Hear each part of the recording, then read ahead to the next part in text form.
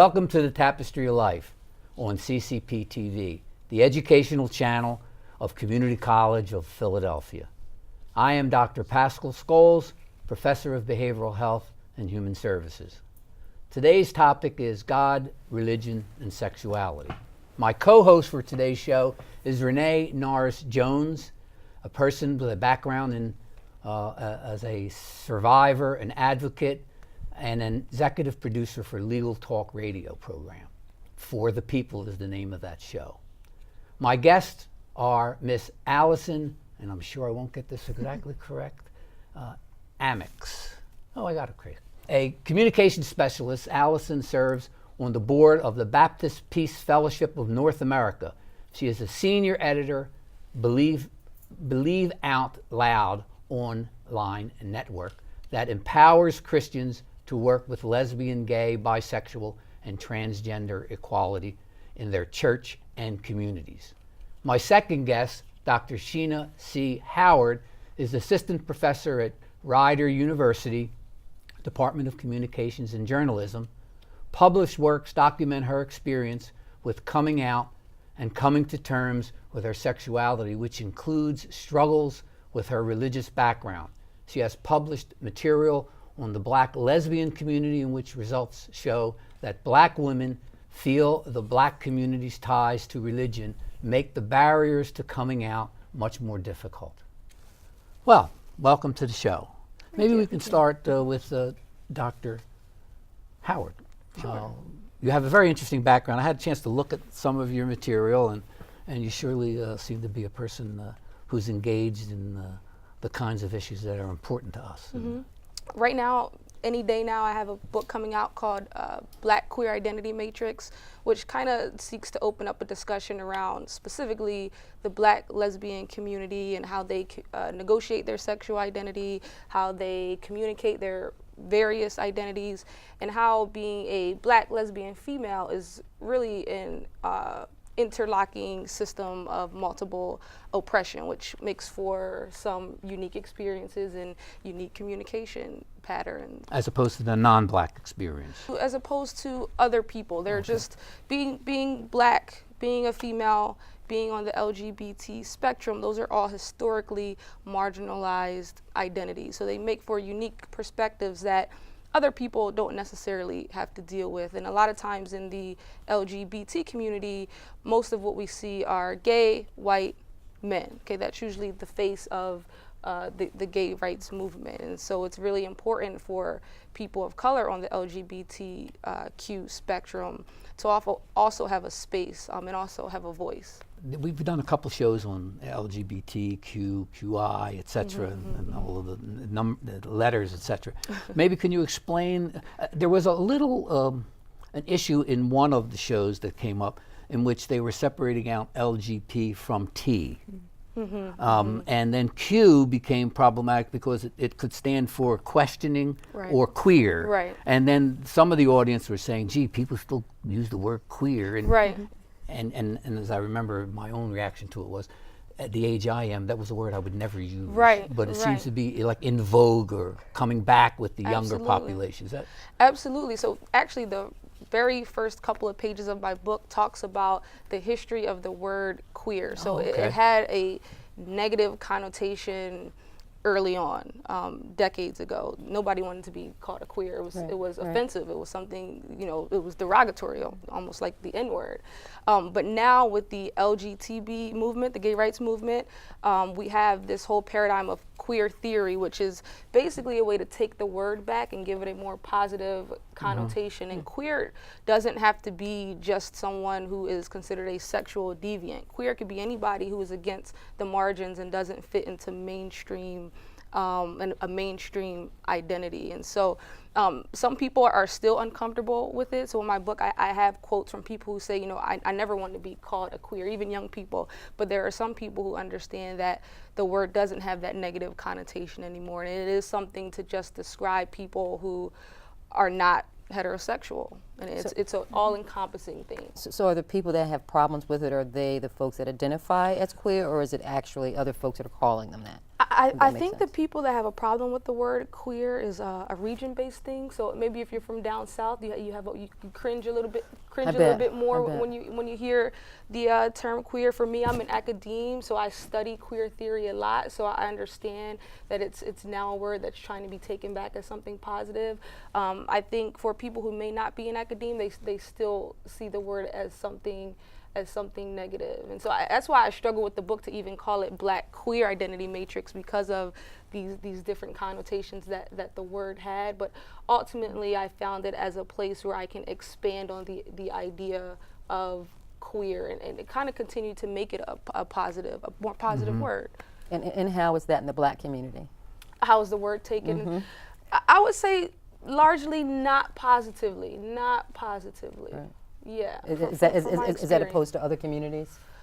I would say that the white community may be a little bit more accepting of the term queer, and when you think about it, starting back from the feminist movement, Black women especially, were not accepted in the feminist movement. When you think about people like Audre Lorde, who talked about, our identity is not being accepted in the feminist movement, and because Black women were not accepted in the feminist movement, there are repercussions that you see today. One, being accepting of terms like queer, and two, in our gender presentation, a lot of times we're still stuck with this binary of there has to be a masculine identified person in a relationship and a feminine identified person in a relationship. And those things tie back to Black women not being liberated during the feminist movement the same way that white lesbians were. That's interesting perspective. My partner and I have this conversation all the time because I think it's generational. Okay. I'm 10 years older than she is. Right. So when I grew up, I saw my mother was Mrs. John Norris, and neighbor was Mrs., it was all the husband's name. When she came along, it was more, the civil rights movement was always there, but for some reason the feminist movement resonated more with me. Oh, okay, interesting. And just because I saw that, and I saw kind of some of those oppressions there, but to bring it back to the topic, I asked that because I was wondering how the Black community were accepting the queer identity. Yeah, and I would say the term not as much. I would say the Black community accepting queer as an identity, or people of the LGBT community. I don't think the Black community is any more homophobic than any other community in the country. I think that's a very important thing to consider, because we hear a lot of times that the Black community is more homophobic than X, than Y. And it's simply a myth. It's not true. The Black church, people who are conservative, people who are maybe extreme Christians, people who are Christians and believe in the Bible, and are part of the Black community, are going to be a little more conservative. We're going to have more conservative views around LGBT issues, but that's not any different than a white person who's conservative and part of the church. And that's a good segue. That's a good segue for Alison, whose your organization is Believe Out Loud. Can you tell us something about that? Sure, yeah. Believe Out Loud is an online network, and we empower Christians to work with LGBTQ equality across the Christian spectrum. And is that across all religious faiths? Yes. It's across Christian denominations, across the Christian tradition. So it would be Roman Catholics, Baptists, Episcopalians, etc. Yep. Out of curiosity, which one seems to you to be the most receptive to the LGBT movement? And to be honest with you, I believe, and I think many people do, that the LGBT communities, that movement and the feminist movement is the civil rights of our times. I mean, it is the civil rights movement of today. Would you, one starts to think that along with women's rights, and it seems to be that's where it's going. I'm wondering, as you interact with the different faiths, do you seem to get a sense that some seem more responsive than, say, others do to it? I think it's tough to choose a favorite. Oh, tough to choose a favorite? But you do have favorites. Well, I identify as Baptist myself. I grew up Southern Baptist. And I think that the work that we do encompasses many traditions, and people are at different points on their journey across the journey of inclusion. You could look to a denomination that's more traditionally accepting, which would be the Episcopalian denomination is more accepting in the policies that they have. The metropolitan community churches were founded as a movement of LGBT inclusion, but then many of the other traditions also are on a journey toward acceptance. It's interesting, with the Episcopalians, they're about as close to the Roman Catholics in the sense of their original focus and orientation, yet being a person who comes from the Roman Catholic faith. It's interesting that we still don't have women who are priests. And I think most other Christian faiths, as well as other different denominations, they all do. Am I right? Or Well, I think that there's an incredible diversity within each denomination. And so you can find, it's hard for me to make generalizations about any denomination because there's such an incredible diversity within each one. And I think that you can find a tradition of acceptance and affirmation anywhere that you look, and there's a movement in the Catholic Church also to protect the Catholic employees. Many Catholic employees are being fired for their orientation. So, for example, there are school teachers who are being fired because they're gay and they work in the Catholic institution. But there's also a movement within the Catholic Church of people who are fighting for their inclusion and to protect these teachers. And so, for example, in the Black Church, we were talking about the Black Church movement. There's an organization called Many Voices that is working for LGBT inclusion in the Black Church movement, and it's a movement that is there. And then there are also many people who identify as both gay and Christian, and also in the Black tradition. Let me ask you a question. How did you get interested in this topic? That's a good question. Common question. Well, I grew up in Northwest Georgia, and I grew up Southern Baptist, as I said, and I didn't come out until I was 23. Oh, okay. Yeah. So there was a moment when I was a young person in my young teens where I realized that there was something going on, and I immediately shut that door because I didn't think that it would be an option for me to identify as gay. That wasn't something, there weren't any gay role models around me at the time, and there was really no option in my mind to open that door. And so I immediately shut the door, and it took 10 years for me to even peek back through and consider that I might actually be gay. And so I came out as a lesbian when I was 23, and that was actually while I was in seminary. So it was my last semester of seminary, and I had just I had stopped identifying as Southern Baptist when I got to college, and then had gone through a process of studying religion and then eventually reclaiming my faith. And so a month after I reclaimed my faith, I realized that I was gay. So are you an ordained minister now? I'm not. Oh, okay, because you said you're in the ministry, and I thought maybe you would. It was more of an academic study for me, and that is something that's potentially up for consideration. Okay. So through your personal life experiences, you figured that this is an avenue you want to continue to pursue to help other people who maybe had similar struggles to the kind of struggle that you had. Yeah, when I know. I'm sorry, when you said that when you were a teen, when you closed that door, were those social, religious values that kind of made you, back off of that? Yeah, absolutely. I didn't think, as I said, I didn't think that it was an option. I didn't know any examples of people who were living healthy I don't want to say the word lifestyle, but living as healthy LGBTQ identified people in loving relationships and all those things that we're seeing more and more today. There weren't any role models on TV at the time for me to see. There weren't any people in my community that I knew of, at least, who were living a healthy LGBTQ as an identified person. Yeah. And does your organization work with other organizations, just churches? If someone were gay and they were questioning or trying to find a church, would they reach out to you, and how does that process work? Yeah, we have a great map on our website that's hosted in conjunction with the National Gay and Lesbian Task Force, and it's a map of welcoming churches across the country. Wow. And so that information comes from all of our partner denominations, for example, the Association of Welcoming and Affirming Baptists, the Reconciling Ministries Network, and the Methodist Tradition. So each of these denominations has a process by which they sort of certify churches as open and affirming, and then they show up on our map, and people can come to our website at believeoutloud.com and find a church that way. Are there any churches or any denominations that are not associated with the organization, or not willing to go there? I think that there's a movement in in most Christian faith traditions. The Catholics are a good example in that you can't have an open and affirming Catholic Church. It's just not possible.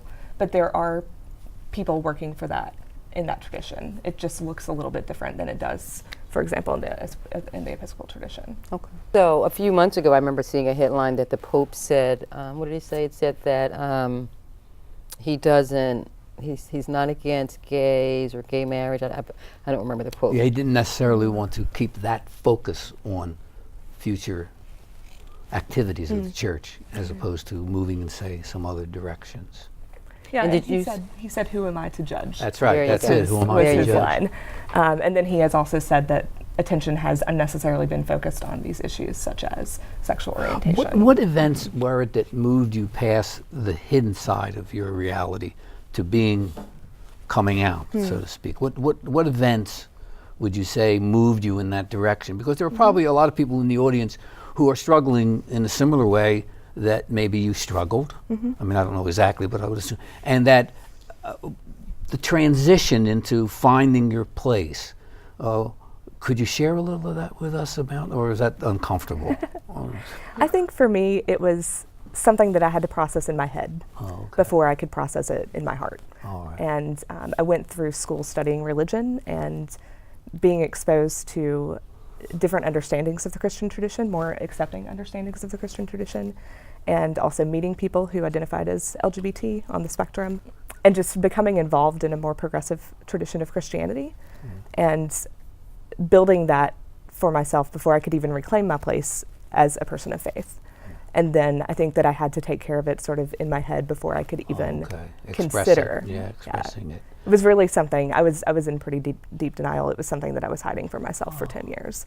So I didn't sit around struggling with the question. It wasn't like, I came home from that camp and wondered, what am I going to do about this gay thing? It wasn't like that at all for me. I just closed the door, and I didn't even consider that I might be gay for another 10 years.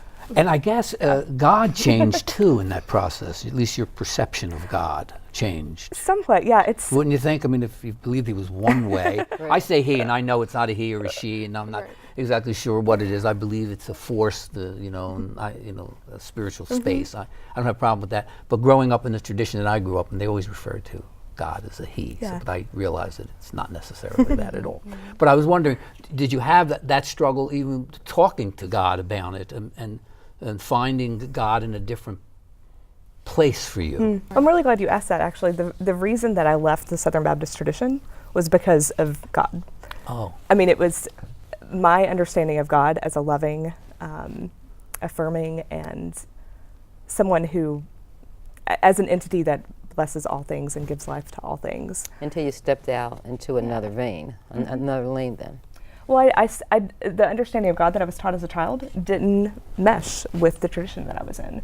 I didn't understand how people could be condemned to hell if God is so loving. And that was something that was a cognitive disconnect for me. So the God that I was taught as a child didn't line up with the God that was enshrined in my religious tradition of the Southern Baptist tradition. And so I left. And so it was that same version of God, or the same understanding of God, that eventually brought me back to faith. And I still do identify as a Baptist, and just a slightly different kind of Baptist. Yes. Slightly different. Slightly different. And Dr. Howard, when I was actually researching for the show, I saw I think a title of a paper about being outed in class, and I was just like, okay, I have to read more here. Can you share more about that? Yeah, well, the title of that paper is called Intercultural Miscommunication, Why Would You Out Me in Class? And so as a graduate student, that paper talks about me as a graduate student being outed in class at a historically black college. So I went to Howard University for my PhD, and I was early 20s, and it was a transition period for me of really, where I really started the process of being comfortable with being a lesbian. So when I first started at Howard University, I knew that I was a lesbian, but I wasn't comfortable with it. And so being at a historically black college, that type of organization has strong Christian values, and it's largely conservative. Not saying that everybody at the university is homophobic, just saying that the history of HBCUs is founded in the black church, and there are strong Christian values there. And so Because of that and because of my perception of the university, I struggled with just being out and being who I was. So, Is there an LGBT club at the university? There is an LGBT club at the university. Just curious, at Howard University. It's mostly populated with gay men, and it's mostly for undergrad. So on the graduate level, it was a whole different ball game. It wasn't that sense of support and community, and you know, a graduate program is smaller, so there are not that many people that share the identities that you share. So in my particular program, I was the only Black lesbian, so I felt a sense of responsibility. I didn't know any Black lesbians that had graduated from my particular program either, so I felt a sense of responsibility, and I also wanted to graduate, so I didn't want to ruffle any feathers with any of my professors there. So in that paper, I talk about someone in the class basically asked a question to the professor and basically said, well, how can Sheena, as a Black female lesbian, study Afrocentricity?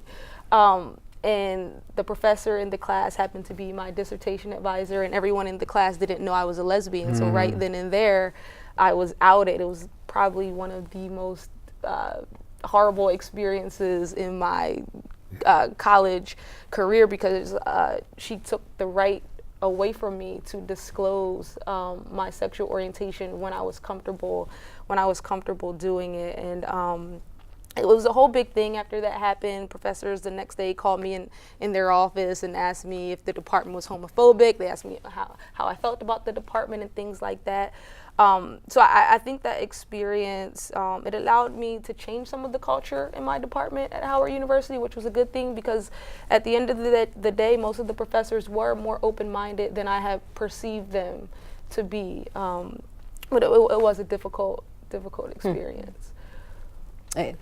And did that experience lead to your book, and how did that affect your religious base? Well, that particular experience really propelled me to be like, I'm just going to be who I am, and I don't care who has a problem with it. So I kind of, even though that experience was kind of traumatizing, it kind of positioned me to be here right now talking on a television show about my experiences.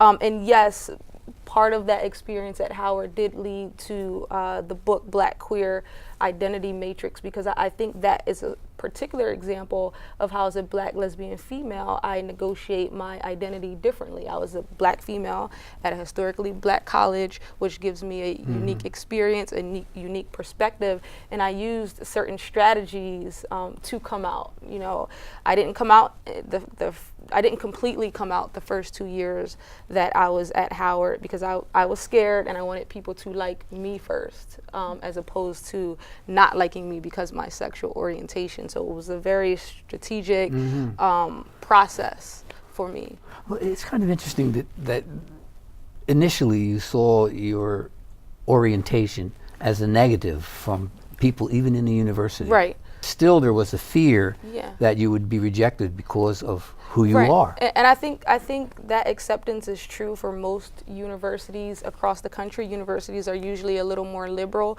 but that's why it's important to understand that I was at an HBCU, a historically Black college, and historically Black colleges tend to be a little more conservative. And I had heard things from professors who didn't know I was a lesbian. I had heard things that were a little homophobic, that kind of pushed me back into the closet. It was kind of like I was passing and my identity was invisible, so people felt comfortable saying things that were homophobic around me, and that led to me saying, okay, well, this is not a safe place. I would probably say that even in the traditionally white colleges and universities, people would have difficulty coming out. Maybe not in the same way in a Black particularly environment. But I went to, I guess, predominantly all white schools, and they weren't very receptive to LGBT community at all. And I would assume that people were there in not the same manner or same fashion, but were there saying, gee, I better not let people know who I really am, because I'll be rejected because I am gay or I am. So I have a funny feeling there's some crossover, although I'm sure your experiences are unique and different because of absolutely. Like I said before, Black community is not any more homophobic than any other place. It's all part of the larger American context. A lot of the anti-gay rhetoric is strictly tied to religion. Most people who are not gay supporters are because they have some foundation in their religious beliefs, and according to them, the Bible says that being gay is wrong. I had a question. I had this conversation within the last week, and so one conversation was with a young woman who struggled coming out. Her story is similar to yours, but at some point she was converted, and her religion. So now she's no longer gay. Right. She got converted back to being straight? She was converted back by her church to being straight, and it happens. Well, it's said to happen frequently. I'm not sure whether it's. Well, let me ask the question. What is the foundation, from your perspective, of LGBT? I mean, like you put an example you just brought up, was that can you convert someone back to something? I mean, that just sounds like an odd thought. I mean, at least to me, it sounds like an odd thought. My question to her was, okay, they converted you, but who are you still attracted to? Exactly. Right. So you're not being converted if you just are suppressing, and it's not like, all right, I'm suppressing because I'm not ready to come out. That means you're living a lie, and you have totally accepted that lie, and now you're saying that I'm converted, I'm no longer gay, and I mean, I can start. I mean, I think that particular narrative is damaging to the overall gay rights movement, that you can somehow be converted, because part of the way that the LGBT community is being denied rights or saying that being gay is wrong, is by making it seem like our sexual orientation is a choice. Okay, so if you can position sexual orientation as a choice, then you can say that people are choosing to do this bad thing, and I think that narrative is damaging. But part of the gay rights movement is to be able to define and redefine yourself, is about being sexually fluid. And the problem in America is that we have this binary, either you're gay, straight. Nobody likes people in the middle. Nobody likes people in between straight and bisexual, or people who are in between bisexual and gay. But there are all these people that fall on the spectrum, and we can't think in binaries, and we do, and that's the problem. So you see people like Charlene McCrae, Bill de Blasio's wife, who, if you're not familiar with her, she had an article in 1979 in Essence, which was the defining article called "I Am a Lesbian," breaking down her coming out process and her struggle. But now we see that she's in a heterosexual marriage with 2 kids, and she's been clearly having heterosexual sex for the last 20 years. And I think the gay rights movement, part of it is being able to do that, being able to do that without any negative repercussions.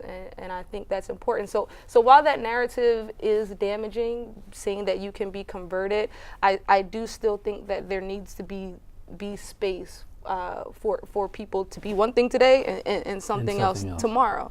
Well, I think I would feel more comfortable if she said, I am a lesbian, but because of my moral, my religious, whatever, my family beliefs, I decide to live my life this way because of this, but versus saying you're converted, because that just sends tons of mixed messages. That word converted is problematic. Yes. Yeah, and I don't think that, as from what I know of her story, I don't think that she is living a so-called straight life because of those reasons. I think that she fell in love with a man, and she was probably surprised. Well, this particular woman said that she wasn't, not only was she not in the relationship when we asked her who she's attracted to, and she said, well, I'm not attracted to, no, she didn't answer that question. She skipped and said, I'm not going to be in a relationship until I'm married, but that doesn't have anything to do with it. It has to do with who you're attracted to. And her whole platform was, I was converted, I was converted, I was converted, I was converted to my religion. Didn't that conversion therapy just get outlawed? I think that the way they go about it, I think it was in California was the first state. Didn't they outlaw the conversion therapy as being coercive? Yeah, there is a law in California. I think it's interesting to look at Exodus International, which was one of the largest Christian-based ex-gay ministries. And they recently, last year, shut their doors and apologized to the gay community or the LGBT community for the harm that they had caused. I think that even in some of the largest ex-gay ministries, there's not a narrative that you can change to be straight necessarily, but that you are forsaking those attractions or that life and willing yourself to live a different life. Right. And I think that for me the problem is, and it's something that I struggled personally with, it's the shame about any part of your identity. And when you're living a life that's really has a shadow of shame about something, I think sexuality is a part of who we are as humans. I think spirituality is also a part of who we are as humans. And so living with shame about any of those aspects of what is really just an extension of who we are is problematic. And I think that that's a lot of mental health problems arise out of that shame, and it leads to an unhealthy life. I want everyone to have the ability to choose what kind of life they want to live and who they want to spend it with. And as you were saying, I think that fluidity and being open to that is part of the LGBT movement for me. But I don't think that we should have to live with shame about who we are. And I think that that's where a lot of the ex-gay ministry comes in. It's thinking that part of you is sin, and it's just a part of who we are. So is I'm going to take this towards gay marriage. So was that social, was that religious, is that political, the opposition to kind of against gay marriage? It seems like it's more about, in that same conversation the other day, someone said that people have problems with sex. So by people have problems, having problems discussing sex as a topic, that it kind of lends itself when it comes to conversations about folks that are gay, that it's the number one, so they look at gay folks only from a sexual identity. Does that make sense? Yeah. I think that homophobia is largely, and even internalized homophobia, which does show up in the LGBT community, is an extension of our not being comfortable with ourselves as sexual beings. And I think that we like to project those problems onto other people and make a scapegoat out of an entire community. I think that that's one of the roots of homophobia. I think that also there's a great deal of transphobia that people still face in our society. It's very pervasive. And you were talking about the binary of gay and straight. I think and talk a lot about the binary of male and female and how that's really an arbitrary gender construct. And there are many people who fall outside of the lines of that gender binary.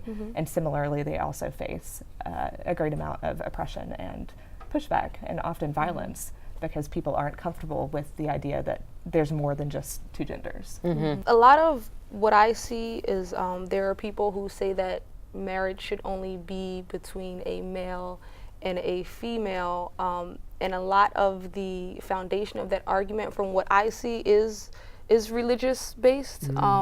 They tie the structure of marriage to religious foundations and to the Bible. But the fact of the matter is, if gay people could get married, it's not going to infringe upon anybody else's rights as far as marriage is concerned. I mean, and there could be laws in place for clergy not to be forced to officiate gay marriages, even if it were legal. So nobody's rights or beliefs have to be infringed upon in order for gay marriage to be legal for everyone. And so the argument kind of falls flat on its face when you think about it. I pay taxes. I pay a lot of taxes every year, and I should have the legal protection of getting married when I choose to do so. I mean, and also your inheritance and all kinds of things that would follow from wills and things like that, and marriage and things. Right. So you say that religion versus social and political forces pretty much is larger when it comes to gay marriage. Is that both of your opinions? That's a tough question, but I would say once public opinion changes, then gay marriage specifically will be legal. So I think for me it might be more social than Well, don't they political. say that the younger generations, the 70 or 80%, I forget exactly the Right. numbers, but they're fairly high, Right. well over 50%. Right. Don't have a problem Right. with the whole issue. Yeah. You Right. know? Yet the older, although I'm one of those older ones, but I don't feel that way, but there's an older population of people who still hold on to some of the very, very Right. what they would call archaic or traditional kinds of issues. So it's just a matter of time. Yeah, It is. I mean, you can see it. I mean, things are being passed right now that speak to the progress in the gay rights movement. It's a matter of time. It's a matter of public opinion changing, and it's a matter of the younger generation being brought into a situation where they are open and understanding that there's not just gay, there's not just straight people, there's everybody in between, and you can see it. You can see it now. I've actually seen that change where the social climate is changing. Has that impacted the religious community? Yeah, that's a good point. So. That's a good point. And I think it's working both ways. Oh, okay. So it goes back and forth. I think that there's a large welcoming and affirming tradition within a lot of Christian faiths, and it's a decades-long movement. You know, it's been happening for a long time, and so as these ideas shift, so is Christianity, and Christianity is also shifting the culture. Yeah, and people, pastors, priests, they're fighting back now as well. Mr. Schaefer in Lebanon, Pennsylvania, big story about how I think he was part of the Methodist Church. Correct me if I'm wrong. And he officiated his gay son's marriage, and now he's defrocked, and he had a lot of negative repercussions for him. But that's an example of the pushback that we're seeing in the religious community, and those types of things are going to be popping up all over the place as we move forward. I mean, something is going to have to change. So it's almost like if we stay the course, so to speak, that time will catch up, and some of the people who were problematic around it really either won't be here or their voice will be totally silenced because the majority voice will prevail. Right, I think eventually, and it should in this culture, I guess.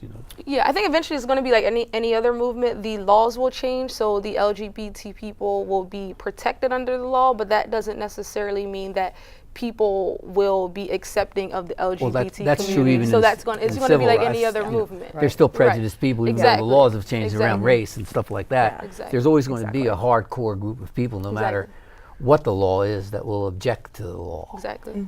What did the local Catholic church communities, how did they respond to the Pope's comment? I'm going back to the Pope's comment. That, and I remember reading that and saying, wow, that's really powerful, and got busy with work and stuff and didn't have a chance to follow. But I'm curious to see what the Catholic Church and other denominations, how did they respond to that? And even if it wasn't on a public level, but I guess in churches and communities, kind of what were the rumblings of that? There's a large percentage of Catholics who support same-sex marriage and support LGBTQ identity and have no problem, see no disconnect with that identity in their faith. I think that Pope Francis has generally been a welcomed sigh of relief in the Catholic tradition. I think that he is representing a form of Christianity that we find to be compassionate in ways that we haven't heard coming from the loudest voices in the Christian tradition. And so I think that his tenure does represent a shift in both the Catholic Church and the Christian tradition generally. And I think that it's a shift that's welcomed by many people. There are also people who think that he still has a ways to go. And I'm one of those people who think that there's still a ways to go on his affirmation of LGBTQ people. And what would be some of the ways he has to go in the affirmation for the LGBT community? Well, particularly one thing that he could do is, as an extension of his compassion for the LGBT community, speak out against the human rights violations across the globe. True. There are people across the globe, of course now we're seeing a lot in Russia, but also in a lot of other places, and even some still in the United States, let's be clear, that there are LGBTQ people who face violence and oppression some really egregious ways. And so the Pope could actually stand up as an extension of his compassion and say this has to stop. And there's actually a Twitter campaign happening right now. It's called the Pope Speak Out campaign. And it's a project of New Ways Ministry and some other folks who are working to gather voices on Twitter to ask the Pope under hashtag Pope Speak Out to say, can you please speak out and defend, as an extension of your compassion, defend the human dignity. Wow. Of LGBTQ people. So and go ahead. Did you see a change in that from organizational standpoint of Believe Out Loud when he said that? Was there any, comment, discussion? Oh yeah, we were very excited to hear his words.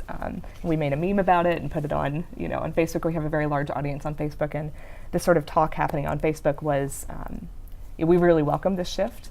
But then, of course, there are always people who are pushing back and asking for more and saying, but he still says this, but he's still done this, he still hasn't done this. And so I think that there are a lot of ways that that we can go even further with our affirmation of LGBTQ people. And the Catholic tradition doesn't affirm LGBTQ identity. No. It doesn't affirm. It doesn't affirm women even being Yeah. in certain positions of authority. Right. So those are going to be some very large There are shifts. issues, I think, too. So. You know, I wonder, as we talk about this topic, do you make a distinction between religion and spirituality? I know in the class that I teach that there's a lot of discussion of what is spirituality and what is religion. And I'll preface this by saying there are religious people who aren't very spiritual, and there are spiritual people who don't seem to have much religion left in them from wherever they came. And I was wondering, in your experiences and in the communities that you deal with, do you see that issue as something that needs to be teased out more? I think people have, you can ask two people if they're spiritual, if they say yes, I think both those people would have a different definition of what spiritual means. For me, if I say I'm spiritual, it means that I believe in something larger than myself. But it doesn't necessarily mean that I'm religious to the point where, you know, I believe in one particular religion or the teachings of one particular religion, but I do believe in something bigger than myself. But again, that answer could be different. No, I think you're correct. I believe that too. I think that there are people in organized religion, and they're wonderful people. I'm not arguing their merit, Right. but I'm saying there are times when they're very, very they have blinders on, and they don't see people who are not either of their faith or in an organized faith as being a person who is, in my case, Christian and spiritual, and has done many, many wonderful contributions to their community. So they get kind of stuck sometimes. Yet I would hope that they would have more of a pluralistic sense of their faith and say that this is my, you know, in recovery we often talk about there are many, many paths to recovery. And I suspect that there are many, many paths to finding your faith and finding your God, however you conceptualize that. I suspect that too, but that's growing up Southern Baptist. That certainly wasn't what I was. I taught. know, and not mine either. And I think that a lot of it is an extension of personality of who we are as people and what we're comfortable with. And to me, I'm somebody who's comfortable with a lot of ambiguity. And so to say that I'm a person of faith, I identify as a Christian, but if I want to be very clear, I'm a person of faith in the Christian tradition. And I identify that other people of faith are also seeking God in the same ways that I am, just through different channels. But that's just me. And so I would love for everyone to recognize my Christianity is a really valid version of Christianity, but a lot of people don't. A lot of people say that I'm not, religious enough or not dogmatic enough, or whatever word they would use. I get that sense too myself. Yeah, and then also within the LGBTQ affirming Christian community, there's a lot of people who think that we can't be real Christians because we affirm LGBTQ people, and obviously I would very much disagree. Sure. And then I think that my faith is just as valid. It's just a different expression, and it's just a different lens through which we all see God. See, now, and we're only talking about the Christian faiths, so to speak. Right. When we expand that into Islam and Hinduism and Judeo-Christian realities, how distorted does it get, or not? Because you wonder sometimes, is it only the Christians that are going to make it, so to speak? Right. And I remember growing up saying, if you're not Christian, you're not going to get there, so to speak. I mean, I don't think a lot of people believe that now, but I wonder, I think God is a loving God, and God is much bigger than and our he's imaginations. compassionate, and he's loving, and he cares, and or she or it, or whatever. I think that God is greater than our understanding, and I think that that's the thing that I fall back most on, is to say that really, how can our human minds conceptualize of the bigness of this huge divine concept? So I think that there's a lot that we just don't know. Yeah, we are truly spiritual beings having a human experience, and not human beings having a spiritual experience. So we are spirits first that get housed in these things we call bodies. But in reality, that experience is supposed to take us someplace else spiritually. So it's the spirit that roams through all of us. And this is just like a vessel that we're in, you know. And now it identifies us, and we live in a culture where, you know, you have to identify, you know, as X, Y, or Z. But beyond that, where we go is not that identity, ultimately. Do you think? Yeah, I mean, I think that I was raised in a Christian household. My mother was woman of the year, church, and we were in church all day, several times a week. I mean, it was just, you literally were in church all the time. I think that my religion got redefined as I went through experiences in life. Not necessarily my sexuality. I'm a survivor of domestic violence, so I've had some traumas, and I've had a busy life.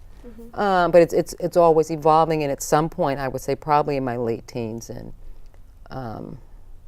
probably early to late teens, I start questioning, you know, when you kind of question your family in the church and you weren't getting answers. I think that's when I started questioning, and that was long before I probably went through anything, but that's when I wasn't getting those answers, and I started to look for more worldly responses, and actually getting responses. So by the time I came into my sexuality and just other aspects of my life, religion was, I think I was more spiritual. So it just wasn't something that could define me, probably because of other things that I already went through, that I am a lot of things and they're all separate. So one can't, you know, deny me that. So. Yeah. But interesting enough, we don't really give up on your faith because you still identify as a Christian. You could say I'm a nothing. Right. You know what I mean? I'm just a spiritual being. Right. I actually the earth, do not consider myself a Christian. I'm agnostic. Oh, okay. Right. So I make that clear that, and it took me that and going to a Catholic college. And I think we mentioned beforehand that we had to explore all these different religions, and it helped me put a title on where I was at religiously. You know, which pretty much what you defined. I believe in a higher being, but I don't necessarily subscribe to any one religion. Sure. Yeah, I still consider myself a believer in Jesus. I still do believe that. I still believe that I'm a person of a Christian faith, but I try not to let that faith interfere with other people's faith, and I hope that they won't interfere with mine, so to speak. Right. But I don't know, do you feel that way, or I don't, you obviously still identify from your conversations at least. Well, from a very young age, I used to go to a Baptist church with my family. All of my life, I went to Catholic school. So that's Catholic grade school, Catholic high school, and Catholic college at Iona College. So particularly in grade school, they made us go to church. I mean, that was part of the curriculum. And do the catechism and all that. Right, and do all the Stations of the Cross. So I had to do all of those things, even though I wasn't Catholic. So I mean, I learned a lot about different religions, and then particularly when I got to college, like you were saying, I took a class on religion, and I learned about a bunch of different religions. So my ideas of spirituality and religion have evolved over time, like you were saying, to the point where I am now is that nobody's right, nobody's wrong, nobody really knows. And like you were saying, it's beyond the spectrum of what we can comprehend. So through different religions, we see similar stories. Well, Jesus is a prophet in one religion, Jesus is the Son of God in another religion. It's like when you see a car accident, everybody standing on the corner, you ask them to report what they saw.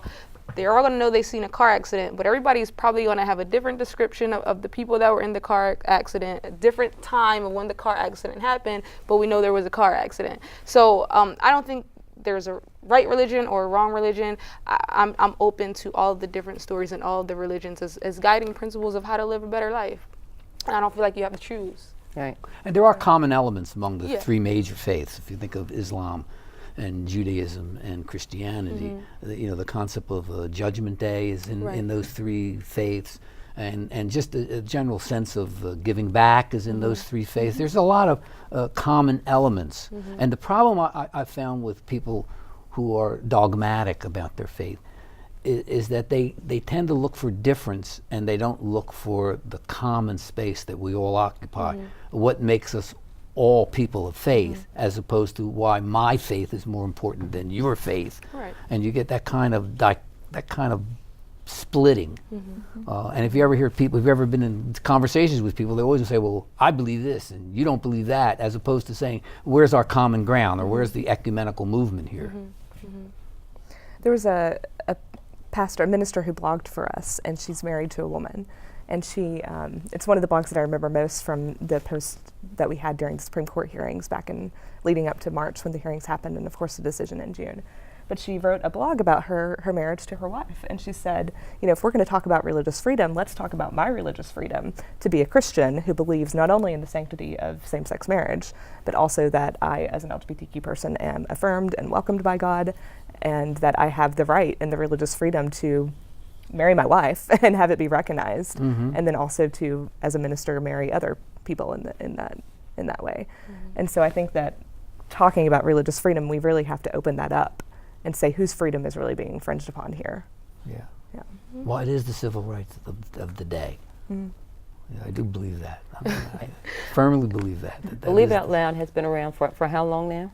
We were publicly launched in 2009. And what led up to the kind of the birth of the organization? It was really a question of where do mainline Protestant clergy stand on the issue of LGBTQ identity and equality.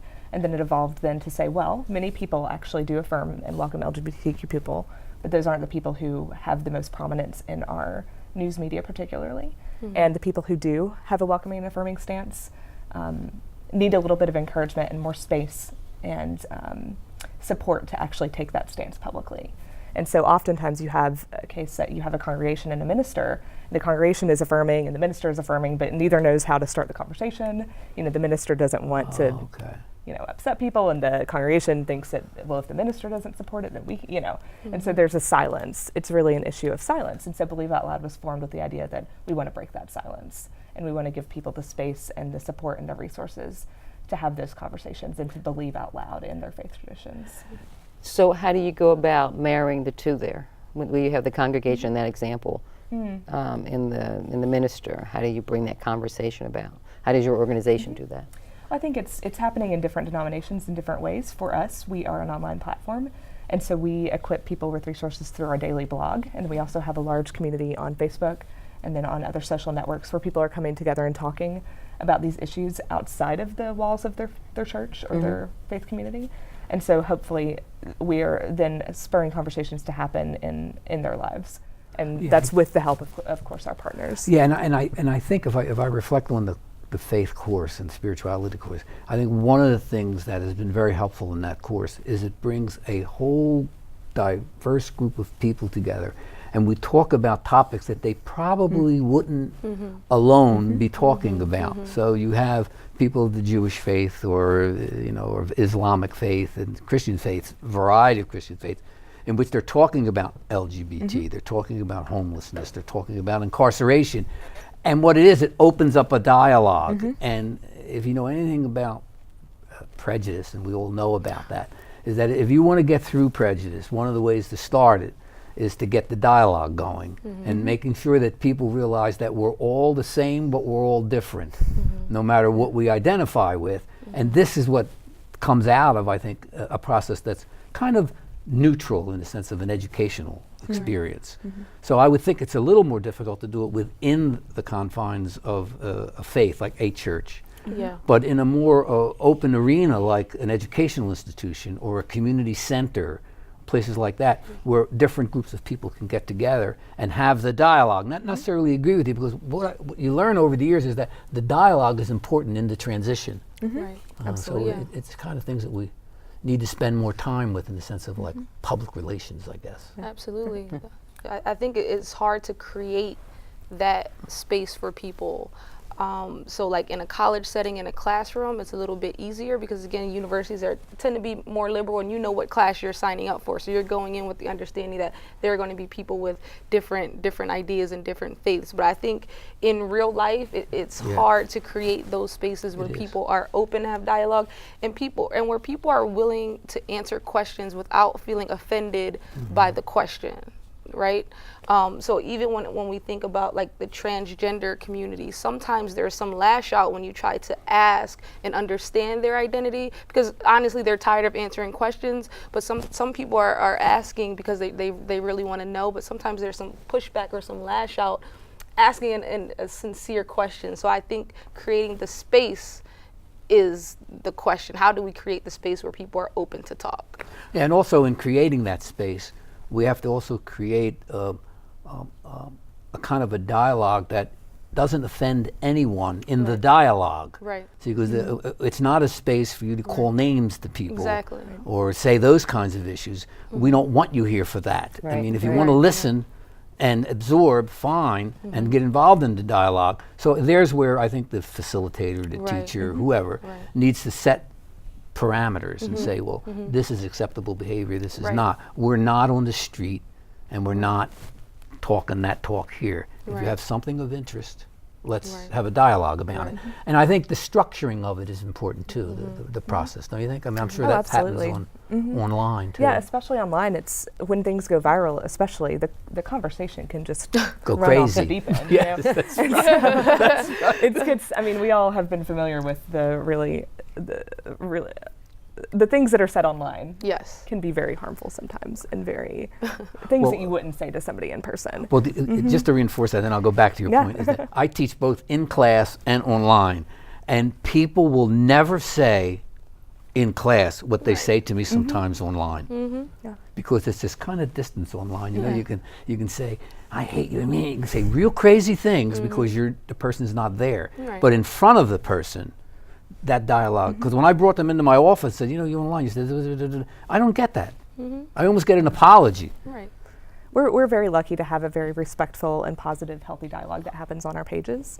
And part of that is both in the voices that we bring in, the stories that we tell, and then the ways that those conversations are framed. So we really try to give space for everyone to sit at the table and to ask questions. And sometimes it is hard to hear those questions. I mean, we do get tired of, I think, speaking personally as an LGBTQ person, it gets exhausting to answer questions about your identity.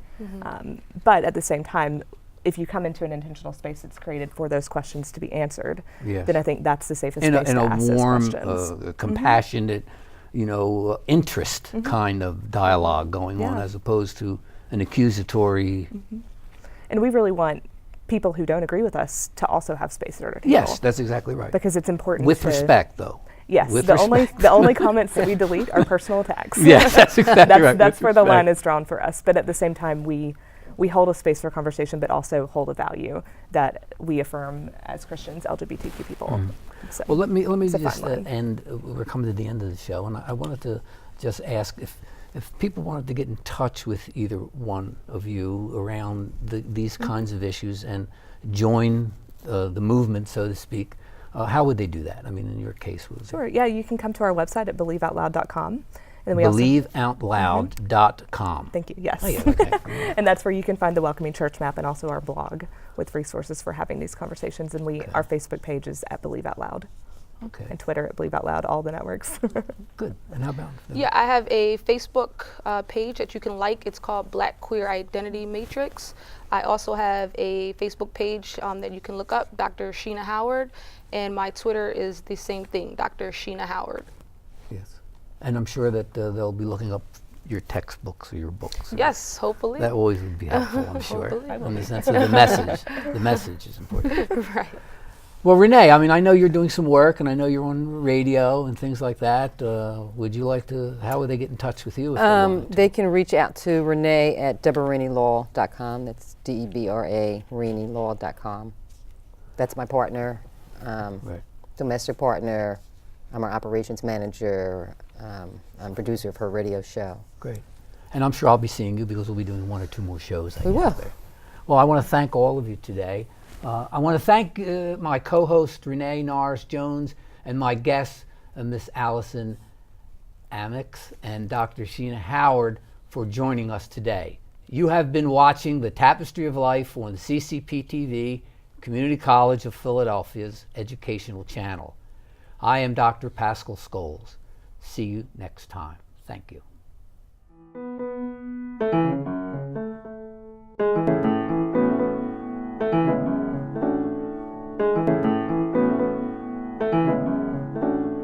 you.